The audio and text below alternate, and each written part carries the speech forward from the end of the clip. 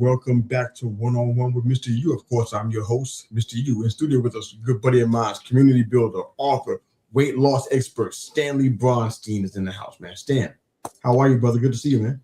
Doing great. Thank you for having me, sir.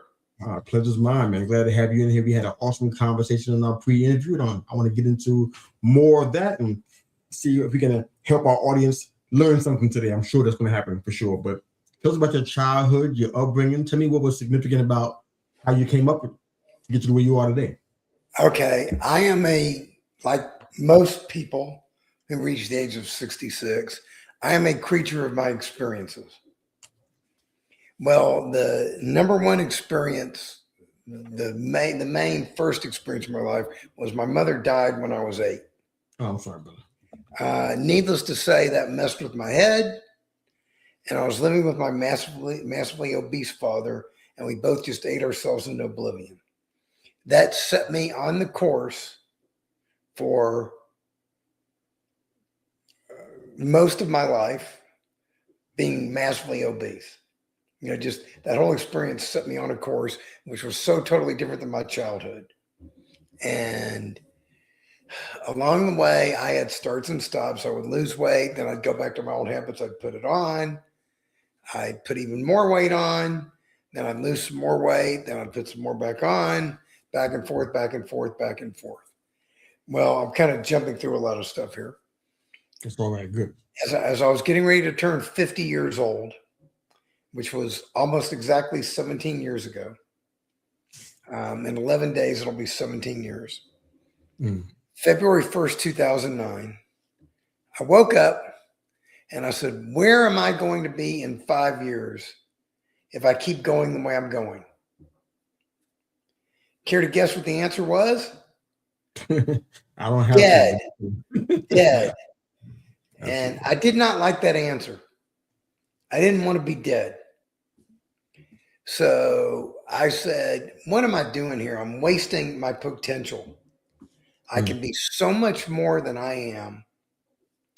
And I turned to my wife and I said, I'm cooked. I'm done. Wow. You know, I won't say I hit rock bottom, because no, I didn't hit rock bottom, but I was on my way. You know, I hadn't had a heart attack yet. I hadn't had a stroke yet. I wasn't on diabetes medication yet, but I probably should have been.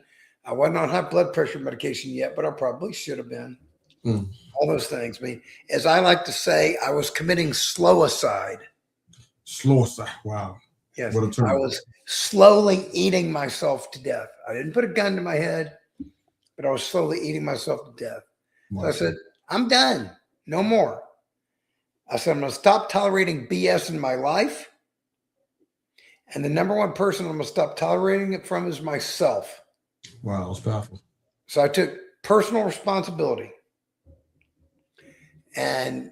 But I didn't even blame myself. I just said, this is what I need to do. I need to start doing stuff. So I had a moment of awareness, and I actually decided to take action based upon what I figured out as a result of my awareness. And I said, I'm going to learn to start eating better right now. I'm going to start exercising every day right now if my body is up to it, because I was, you know, beat up. Yeah.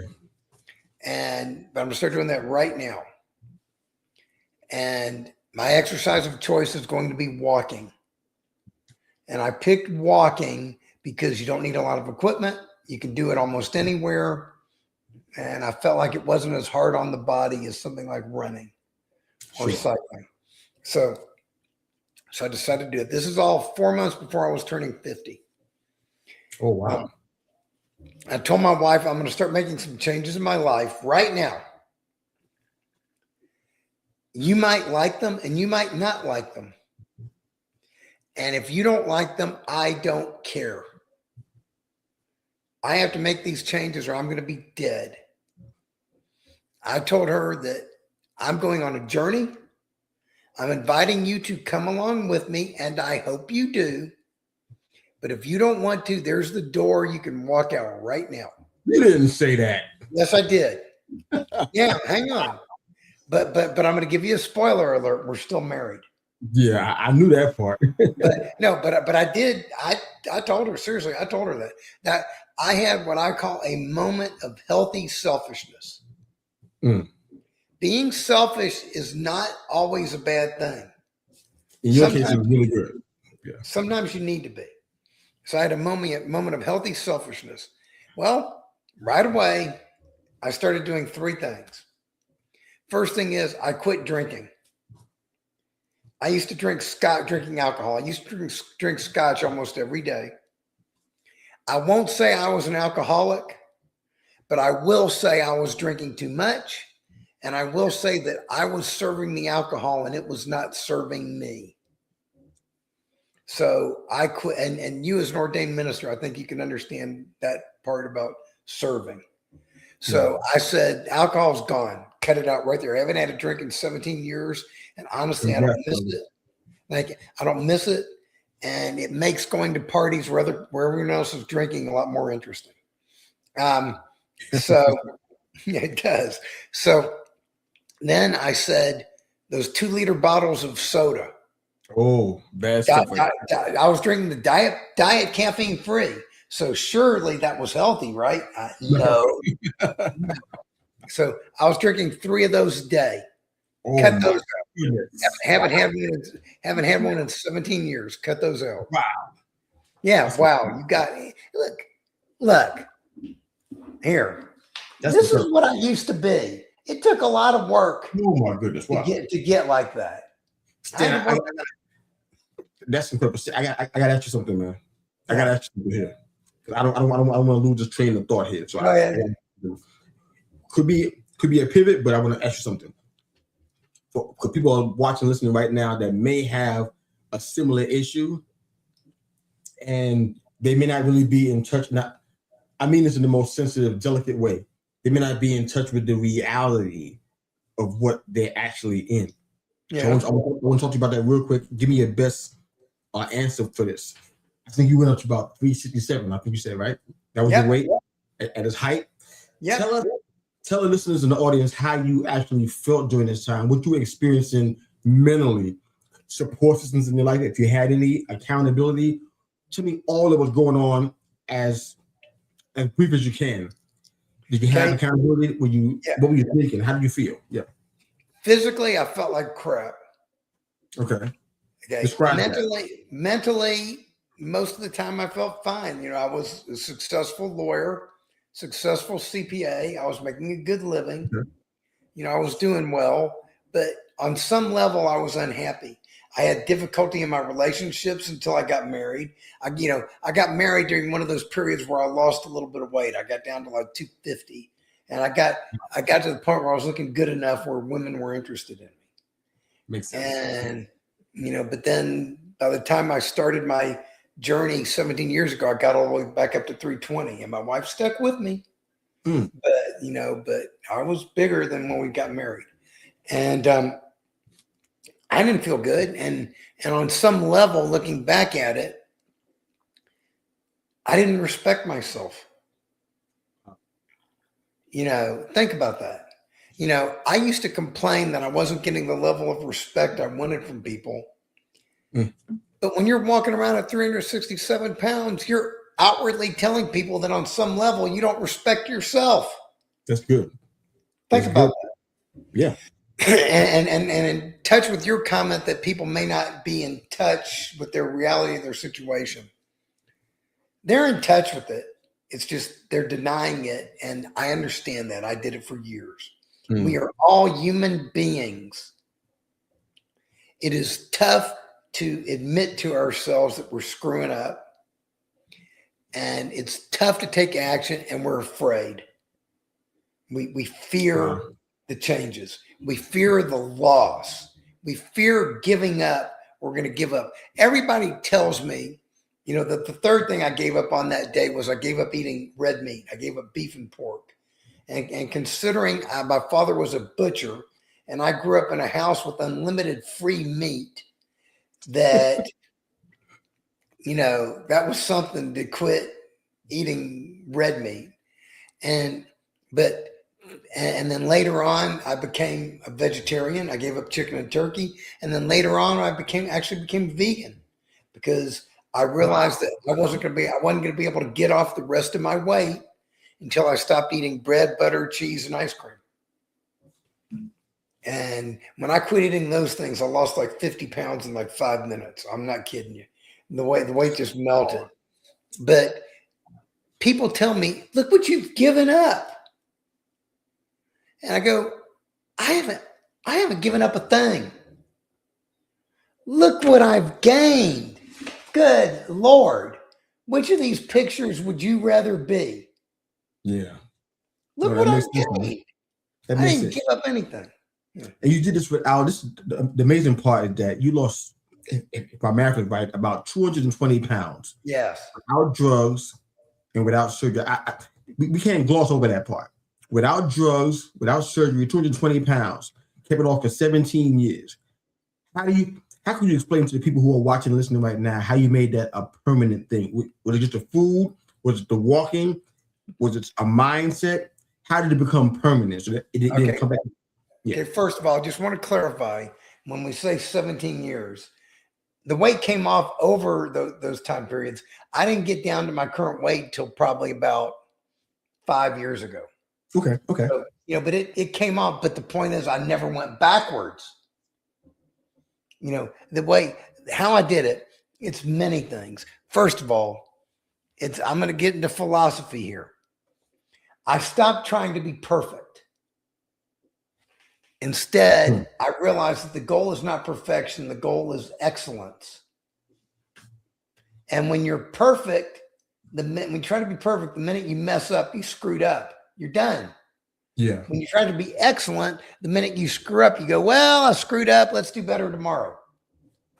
So I came up with a philosophy that I call beat yesterday. Oh, that's good. The goal is to be better today than you were yesterday. Be better tomorrow than you were today. And I'll tell you right now, sometimes breaking even and not going backwards is beating yesterday. If you think about that. I agree.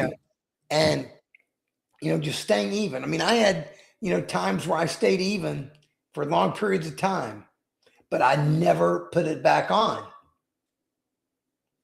And that is the key part. Never, I might put on 5 or 10 pounds, but then I'd take it back off right away because I knew how to do it.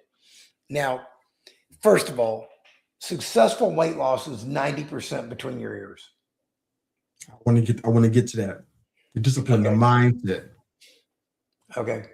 Well, first of all, and the drug companies, and don't get me wrong, I'm not trying to knock doctors either. Look, if I get run over by a car, please take me to the emergency room.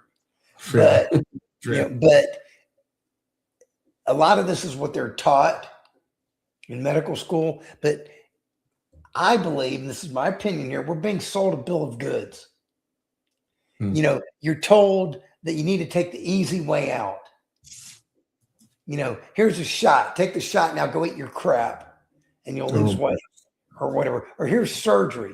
Go eat your crap. You'll lose weight. Anybody who goes through weight loss surgery, the first thing they tell you is that after the surgery, you need to start walking every day and you need to start eating better. Duh. Why don't you just start eating better and start walking and skip the surgery? Sounds like a plan. That's what I think. And I've got a good friend of my wife's. She had many years ago, she said that probably 10 years ago, she said she was going to do weight loss surgery. And I said, would you please come stay with us for a week? Come visit us, stay with us for a week, and let me show you what I do. And then if you want to do the surgery afterwards, go ahead. She didn't do it. She disappeared. We didn't hear from her for a while. She had the surgery. She had the surgery. She did. She lost some weight. She's kept most of it off, put some of it back on. But she had the surgery, and she'll tell you to your face. I asked her one time, I said, are you sorry that you didn't come visit me before you had the surgery? And she said, yes, I am. She said, if I knew what I knew now, I would have made changes in my life and I would have skipped the surgery. And that's not the only person I know who said things like that.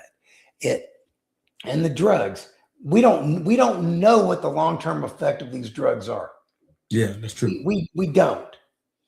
And we're just messing with our body chemistry, and we're messing things up. And instead, if you learn to eat healthy, if you become 100% committed to only putting healthy food in your mouth, see, that's the key. I am 100% committed to only putting healthy food in my mouth. Before Christmas, somebody gave me cupcakes and cookies. I didn't eat them. I didn't think about eating them. I didn't want to eat them. I gave them to a neighbor who's skinny, who likes that kind of stuff. and that was it. Yeah. I didn't think about it. I yesterday, somebody asked me, they said they made a cake. Did I want some cake? I said, no, thank you. I won't eat it. I don't eat that kind of stuff. I changed my identity. I am a person, only healthy food enters my mouth. I went to Europe for 9 days about 5 or 6 months ago. I didn't gain any weight when I was in Europe because I didn't go to restaurants eating delicious but not healthy food. Mm. Instead, I went to the grocery stores, the markets, and I found healthy food, and I ate those. If my wife wanted to go to a restaurant, I'd let her, she'd go to the restaurant, and she'd get what she wanted. She'd do takeout or whatever, and she could eat what she wanted, but she's skinny. She's never dealt with the issues that I have dealt with. So I am one, and the funny thing is she's getting older and starts, realizing that health is more and more important. She is starting to eat more healthy too. And so that's it. That's the secret. When you become 100% committed, it becomes easy because there are no decisions to be made. I do not have to ask myself, am I going to eat healthy today? I already know the answer. I'm going to eat healthy. I do not have to ask myself, am I going to walk today? I already know the answer. The answer is I'm going to. And to show you something, I learned 3 things from this experience. The first thing I learned is that I am more powerful than I ever imagined. And I'm saying that as I've always been a confident guy. My mother, when she was alive, raised me to be a very confident kid. Mm. I became an attorney and a CPA. I have had a successful career. I am confident. But the experience of losing this weight and keeping it off and walking as much as I do blew my mind. I learned that I am more powerful than I ever imagined. The second thing I learned is that if I'm more powerful than I ever imagined, what else is out there waiting for me to do that I haven't done yet that I should be doing? Here's the challenge. And the answer I came up with was teaching what I've learned to others and helping others. And I do that in 2 ways, which we'll go into. But then I learned the third thing, and this is what your listeners need to listen to. If I am more powerful than I ever imagined, so are you. Hmm. We are all, each and every one of us, more powerful than we ever imagined. Here it is. You are more powerful than you ever imagined. Think about that. Believe it. Believe in yourself. Believe in your abilities. Believe in your talents. Believe in your ideas. You are much more powerful than you ever imagined. And all of this sounds pretty scary, doesn't it? Well, the way to do it is change your mindset about fear. Face fear. You know what happens to fear when you face fear? It runs away. It's afraid of you. Face your fears. It's okay to do that because all the good stuff in life, or most of the good stuff in life, is on the other side of your fears. It really is. And to show you, I'm going to give you some evidence how I'm more powerful than I ever imagined. Not only did I lose 220 pounds and keep it off, not only, when I started out walking, I had trouble walking 2 or 3 blocks. Okay. Well, since that point,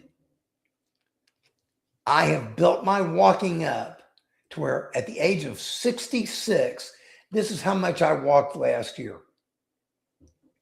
I started in Los Angeles and almost made it to London, except I ended up in the middle of the Atlantic.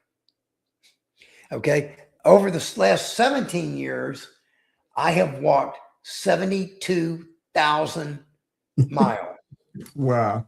That's 30% of the distance to the moon. And if you want to put it in terms of the earth itself, I have walked around the circumference of the earth at the equator. June, if I see on my present place, June or July, it will be 3 times that I've walked around the earth at the equator since that starting date. Great. That's incredible, man. That's awesome. And it's not that I'm Superman, and it's not that I'm nuts. I do it because I can. That's part of the fun I'm having. I want to see what I can do. I haven't found my limits yet.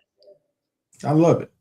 Oh man, our time's almost out. So I want to try to get a few more questions in, but Go ahead. I want you to speak to the men because I do a lot of men's groups, a lot of stuff with our men's roundtable series, podcasts, and such. How do you encourage a man to start thinking about standards as opposed to dealing with circumstances? Because when people embrace weight loss or something like that, a big mountain in life, like what you conquered, they focus more on circumstances than the standards. Because you laid it out, but how would you explain it to somebody who needs to accomplish the same thing? How would you explain to them where they could understand it? You've done it. Okay. You laid it Okay. out. How would you explain it to somebody who is not focusing on having a standard, but they're more focused on the circumstances in their life and it's hindering them from accomplishing things? Go ahead. There are all kinds of circumstances. I have been hit with a lot of negative circumstances, and I have been blessed with a lot of positive circumstances. You know, I grew up in a family where my mother and father loved each other. I grew up in a family where there was always food on the table. There was always a roof over my head. My father sent me to college. You know, I've been successful. A lot of people do not have that, and they've never had that. Instead, I had a circumstance where my mother, who I worshiped, died when I was 8 years old. And I was set on a path of obesity. Bad obesity. I mean, bad. You know, that was the circumstance I faced. Yeah. It sucks. I mean, don't get me wrong, it sucks if you don't have food on the table. It sucks. It sucks if your father beats your mother. Yeah. It sucks if your father ran off, you know, when you were a kid. All those things suck big time. I get it. But the question becomes, what are you going to do about it? And we all have different challenges. We all face different circumstances.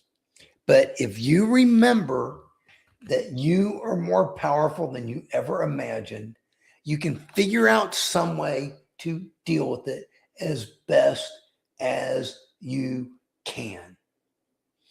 I mean, that's all you can do. You can take what life has given you. You can take the cards you've been dealt and do the best you can. And don't be afraid to ask for help. You know, so many people, they're so proud, they're afraid to ask for help. That's one of the reasons that I make, if you go to my website, the one that he's showing on the screen right now, thewayofexcellence.com, I have 7 books on there and tons of videos that are all in the Way of Excellence series that teach you the system, teach you how to apply it. And I have made all of them available for free. Oh, wow. That's generous, man. Thank you, brother. And the reason I've made it, and it's not that I don't love money. It's not that I don't want you to hire me to work with me privately or work with me in a group setting, which you're welcome to do. It is because I am grateful for the life I have been given and the life I've been able to create. And I believe it is I believe I've learned the things that I've learned, and I've gone through the experiences I've gone through to teach me, to prepare me for my mission in life. my purpose in life, which is to help others. I love it. And I believe, I know it is not my obligation to help you. It is my privilege to help you. I'm in a situation where I have been through things and I have learned things that may benefit you, and it is my privilege to help you. And that is why I made the books available for free, so that if someone wants to go to the website, I mean, they're welcome to email me if they want to. There's a link on there to do that. They can contact me if they want to, but they don't have to. If you don't have two nickels to rub together, if you're living in your car, if you're doing whatever, you can download these books and read them on your phone. If you have that, you can go to the library and read them online. You can do whatever. It's there. And that's why I didn't want to put any barriers in front of people to help themselves. Love that. We got time. I want to ask you 4 more questions because I feel like they have value for the audience. Go for it. You got to be concise answers coming from you, because I want to try to get some stuff out here to help our listeners out. So, real quick, biggest misconception about weight loss in a sentence? That it's hard. You're nailing it. So it's believe me, it is easier to be the person on the right than it is to be the person on the left. That's all I can say. Give me what the most common form of self-sabotage that comes to mind for you when it comes to weight loss and staying fixated on your goals. Okay. Biggest form of self-sabotage. Quitting when you screwed up. Back to perfection. If you're screwed up, say I screwed up. Here, learn from the past, think about the future, but live now. You screwed up, good. You screwed up, what'd you learn from it?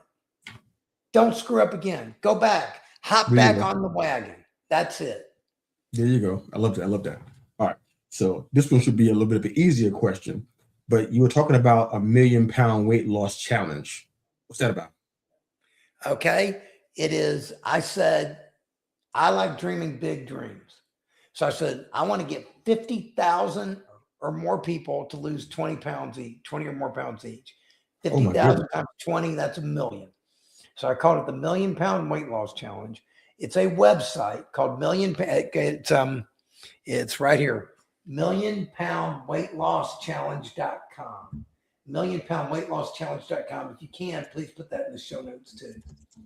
And it's a website. It's free to join, but you have to join. And the reason why I made it a membership site is because I wanted to keep bad people out. I wanted to make it a safe space for people who want to lose weight. I didn't want to create a place where trolls could go to make fun of overweight people.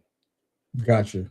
So, and right now it's got 4,800 members. About 1,000 of them are outside the United States. So we have people all over the world, and it's full of some more books on healthy weight loss, walking, and tons of videos, great information, and it's information on how to lose weight in a healthy way from someone who's not trying to make a buck off of you. I love this, man. I got it in the chat so people can grab it. 1 million pound weightloschallenge.com. The goal is 50,000 people that will lose 20 pounds each. I'm very good with grammar. This screen is doing something weird. I know how to put comments and spaces on what's happening. Okay, so I want to give you one last question to think about. Definitely focusing this toward the listener because I want them to hear this. I think it's going to be valuable for them to hear this today. But assuming that somebody's watching or listening right now and they want to start this process today, perhaps if they just go offline and they close this broadcast out, they may trick themselves into forgetting about it and go back to their old life. But they want to start right now. They got you on the screen. You're listening, you're talking to them. What's the first 2 or 3 steps they need to take to not only achieve sustained health, but the kind of personal excellence you've been talking about? What are the first 2 or 3 steps they need to take right now? First one is make up your mind. Say Make say up the your same mind. thing I said. You're cooked. You're done. No more. I'm going to change my life right now, starting right now. That's it. That level of clarity, you know, that was an epiphany that I had. You know, that's it. Right now, you're done. You're cooked. You know, I've had enough. No more. That's it. Once you reach that point and you get that level of clarity, you're on your way, baby. I love this. I love this. Thanks for being here, Stanley. This has been a fantastic conversation, man. Your story is amazing. I mean, guys, if you haven't heard this and you phased out, you got busy with the kids or something like that, check that. Go back to the episode in the beginning of this and listen to this. And a link to reach Stanley, thewayofexcellence.com. You can learn more about the program that he's built and download free copies of his latest books and join his mailing list and be able to hear more about the £1 Million Weight Loss Challenge, which is on us in the show notes. You can see it right here. $1,000,000weightloschallenge.com. The goal: 50,000 people losing 20 pounds. That makes £1 million lost. Could you imagine the kind of life change that people can have if they collectively lose £1 million? It may just be 20 pounds to each individual person, but imagine how many lives are changed dramatically because they lost weight, man, and they are eating healthier and living a healthier lifestyle. The quality of life with them and their spouse and their children. Brother, thanks for coming here and sharing some of your system and your personal journey. We really appreciate it, man. I'll give you about 2 minutes. Speak to the audience, man. Whether you want to share, whatever you want to encourage them with. You got 120 seconds, brother. It's all yours. Thank you for being here, too. I believe in you. I believe in you. I believe in you. I believe in you. I believe in you. And in case you haven't heard it, I believe in you. The question is, do you believe in yourself? You are more powerful than you ever imagined.